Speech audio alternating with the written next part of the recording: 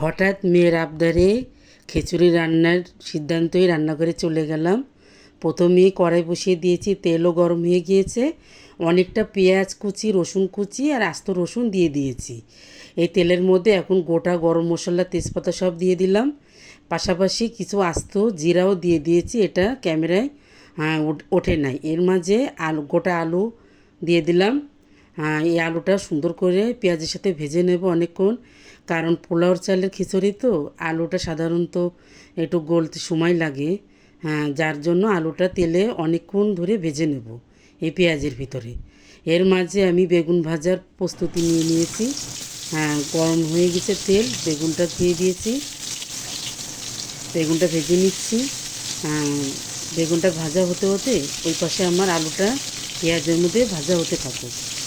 যেহেতু পাশাপাশি রান্না করছি একই সাথে, আবারও ফিরে আসলাম পেঁয়াজ আলু ভাজার ভিতরে। এখন আমি চাল ডাল, এখানে হলো মসুরির ডাল, পোলাওর চাল আর মুগ ডাল একসাথে ধুয়ে রেখে দিয়েছি। তো পানি ঝরে গিয়েছে, এখন সুন্দর মতো ঢেলে দিলাম, দিয়ে ভালো করে ভেজে নেব। এখন হলুদের গুঁড়া, লবণ, আদা রসুন বাটা দিয়ে দিয়েছি, আর কিছুটা কাঁচামরিচগুলো আমি ভেঙে ভেঙে দিয়েছি, ফেলে দিইনি, তাহলে ঝাল হয়ে যাবে অনেক বেশি। এবার সুন্দর মতো অনেকক্ষণ এই চালটা ভেজে নেব, মানে যতক্ষণ না পর্যন্ত চালের শব্দটা না হয়, চাল ভাজার যে শব্দটা না আসবে ততক্ষণ পর্যন্ত আমি চালটা ভেজে নেব। এর মাঝে আমি ফ্রোজেন করে রেখে দেওয়া কিছুটা বরবটি সেটা দিয়ে দিলাম, দিয়ে আবারও সুন্দর মতো ভেজে নিচ্ছি ভালো করে, মানে সুন্দর করে ভাজবো অনেকক্ষণ। এখন এই যে গরম পানি, এই যে পাতিলে গরম পানি, 1 পাতিল গরম পানি করেছিলাম, পানিটা ঢেলে দেওয়ার পরে দেখি ক্যামেরা অন করিনি। তো যাই হোক, এই অবস্থা হয় আর কি ভিডিও করার সময়। তো পানিটা সুন্দর করে দিয়ে দিয়েছি। আমি কোনো পানির মেজারমেন্ট মেপে নিয়ে আন্দাজের পরেই পানিটা গরম করে নিয়েছিলাম। যেই পাতিলটা দেখলেন ফুল পানিটাই দিয়ে দিয়েছি। সুন্দর মতো আমার এই পানিতেই আমার খিচুড়িটা হয়ে গিয়েছে। পরবর্তীতে খিচুড়িতে আসবো, এর মাঝে আমি আবার বেগুনটা উল্টিয়ে দেওয়ার জন্য আসছি।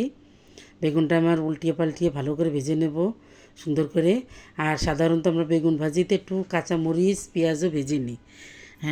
কাঁচামরিচ পেঁয়াজ ভাজাটা একটু দেখাতে পারলাম না, অনেক দেরি হয়ে যাচ্ছিলো, আর ভিডিওটা অনেক বড় হয়ে যাবে সেই ক্ষেত্রে। তো এখন আমার এই দেখেন বেগুন ভাজাটা খুব সুন্দরভাবে হয়ে গিয়েছে, পেঁয়াজ মরিচটা উপর থেকেও দিয়ে দিয়েছি। আর দেখেন আমার এই যে খিচুড়িটা খুবই সুন্দর ঝরঝরে হয়েছে খিচুড়িটা, মাশাআল্লাহ। এখন ঘিটা দিয়ে দিলাম, আর কিছুই দেওয়ার নাই। আর আমি এই ধরনের ঝরঝরে খিচুড়ি করি, কোনো বাড়তি মশলা দিই না, সিম্পল মশলার ভিতরে আমি ঝরঝরে খিচুড়ি রান্না করে ফেলি। আর আল্লাহর রহমতে আমার খিচুড়িটা খুবই মজা হয়, এইভাবে রান্না করি আমি সবসময়। এখন এই দেখেন আমি পরিবেশন করে দেখিয়ে দিচ্ছি, রান্নাটা কেমন হয়েছে অবশ্যই জানাবেন। ধন্যবাদ সবাই।